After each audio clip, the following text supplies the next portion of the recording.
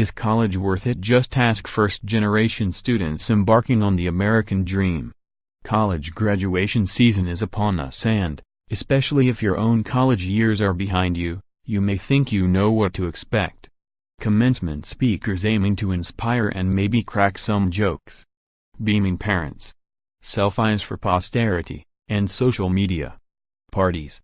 More parties. At the University of California's 10 campuses, however, there is a significant addition to this familiar script, a big and hopeful wave of new. These are the young women and men who are the first in their families to receive a college degree. Across the UC system, 42% of our undergraduates, or some 90,000 students, are first-generation college students, more than at any other research university in the nation, and at UC, up from 36% a decade ago. These students have come from backgrounds where the notion of achieving a 4-year degree was hardly something to expect. Graduating from college was too often viewed as for somebody else, those thought to have more opportunity, more money and more of a future. Once and for all, let's put that idea to rest. The University of California, and our first-generation students, most certainly have more. We're opening a new center to help restore trust in free speech. Napolitano more. If Democrats run in 2018 like they're running in California, they're in big trouble. Recent UC Berkeley graduate Viviane Morales summed it up this way on Instagram: "In a couple of days I will be the first in my family to graduate from college." From avocado fields to the #1 public university in the world. What that means for our first-generation graduates is that, as a group, they will surpass their parents' median household income just 6 years after earning their degrees. And 81% of UC first-generation students graduate within 6 years. That's a significantly higher rate than the national 6-year graduation rate for all undergraduates at public institutions, about 60%. It's also a counterpoint to troubling national trends. Studies have found that only 11% to 50% of first-generation students earn a degree in 6 years.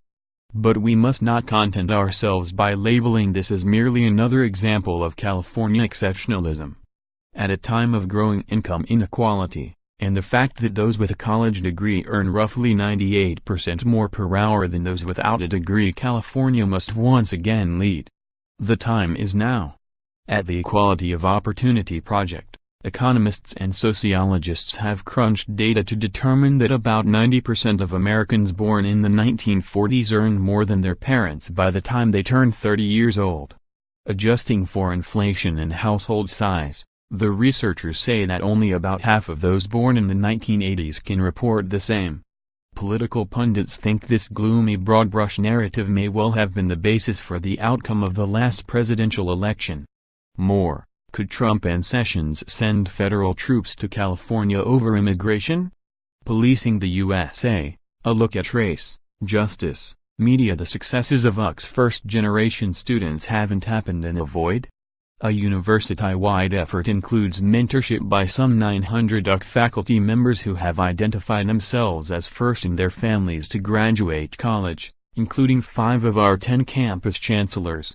This complements existing programs on every UC campus that provide academic counseling, financial advising and assistance, and networking opportunities to first-generation students. Many UC campuses also offer summer bridge programs and workshops designed to ease their transition to college. Some preparation starts even earlier. UC's academic preparation and outreach programs, which reached first-generation and low-income students in more than 1,100 K-12 public schools and all 113 California community colleges in 2015-16, are a vital pipeline preparing students from all backgrounds to enroll and succeed in college. Achieving the American dream doesn't happen by closing our eyes and going to sleep.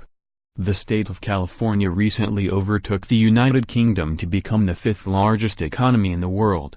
Key to that is our state's engine of social mobility, the University of California, and its commitment to educating qualified students from all reaches of the state and from all socioeconomic backgrounds.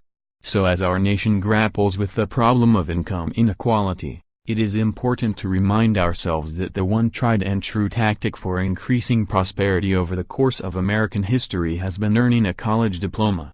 Support for higher education, especially for public universities like the University of California, pays off in multiple dividends. Especially during the college graduation season, we need to double down on proven ways to achieve the American dream. Janet Napolitano, the former Arizona governor and U.S. Secretary of Homeland Security, is the president of the University of California.